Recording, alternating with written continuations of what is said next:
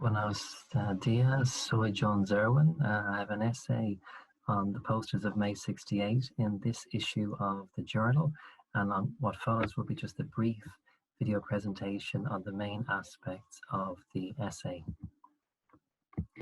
So the essay is mainly concerned with the posters of May 68. It explores the political significance of these posters as a critique of capitalism, and it also looks to how this affects a critique of capitalism in 2020. These posters and the slogans that come from them, we will say, are deceptively simple. They develop in the late 1960s with an underlying situationist philosophy, which was very much inspired by the French thinker Guy Debord, and his thinking has also been influential, continues to be influential, especially today, in the renewal of left-wing and Marxist theory. So we can see, particularly the one example I will give in this presentation of more contemporary critique of capitalism that comes from this 68 movement, is in the example of the former Yugoslav Slovenian thinker Slavoj Žižek and his critique of the former Yugoslavia. So my essay focuses on the posters of 68, as we call them, which developed from the Atelier Popular, or People's Workshop, which was associated with the May 68 uprising in Paris. And this quotation from the workshop itself captures the importance or the significance of these posters, which I will look at. To the reader, the posters are weapons in the service of the struggle and are an inseparable part of it. Their rightful place is in the centers of conflict, that is to say, in the streets and on the walls of the factories. So again, what's interesting about this is the way it took philosophy from the academy, from the university, from the ivory tower, brought it onto the street, and if you like, brought it onto the walls of the factories and the walls of the revolution in Paris. So I'm going to look at three particular examples.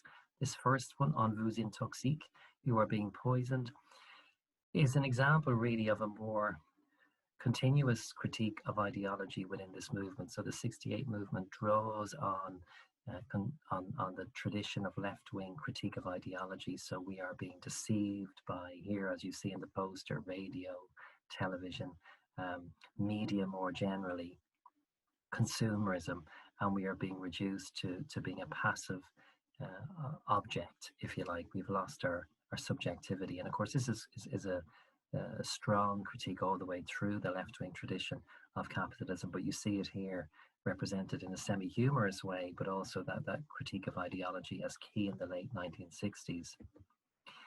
The second poster I use in the essay is this one, which is a little bit more subtle and a bit more ambiguous, because what this poster is saying, participation.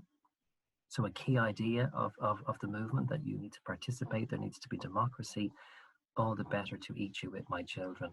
So the idea that even on the left, even in the movement itself, there are problems with a genuine, authentic participation, and that sometimes these movements for change, these movements for transformation, actually lead to a reinforcement of power, and become, if you like, we could use the word complicity. They become complicit with the power that they are meant to be actually critiquing. And so within this poster, we also have a question: what would genuine participation in transformation and change, in a genuine revolution, look like? The sense that we are also looking, the 68 movement is also looking for what this genuine participation would be. And the danger then in this third poster, Retour à la normale, is that, as Debord puts it, the situationist thinker who influenced this movement very much, the spectacle is the stage at which the commodity has succeeded in totally colonizing social life. So the idea that there's no exit from consumerism, there's no exit from capitalism, and that every type of revolution just returns us to some kind of normal, like the sheep, the passive sheep that are represented in the poster. So that the critique of capitalism becomes part of the problem. So this is a very provocative movement that really asks questions of itself. It asks whether its own understanding of change is maybe too naive. And it's interesting to look at it in 68, and I look at that in the essay, but it's also interesting to look at it today in terms of its resonances and its influences on contemporary critique of capitalism. And so that's really what I do at the end of the essay. So having looked at the 68 movement itself and these ideas which were influenced by, if you like, two main traditions of thinking. On the one side, a Marxist tradition, and then on the other side, if you like, an anarchist tradition, and that Guy Debord represented these two different elements.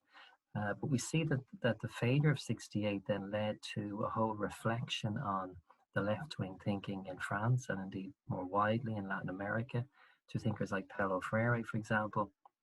And a thinker that I want to just foreground or put in the center of this more contemporary critique of capitalism in what we call the afterlives of 68, or the way that this movement develops today, is the Slovenian thinker from former Yugoslavia, Slavoj Žižek, and his book, The Sublime Object of Ideology, which has a foreword, interestingly, from a Latin American perspective, from the Argentine Marxist Ernesto Laclau.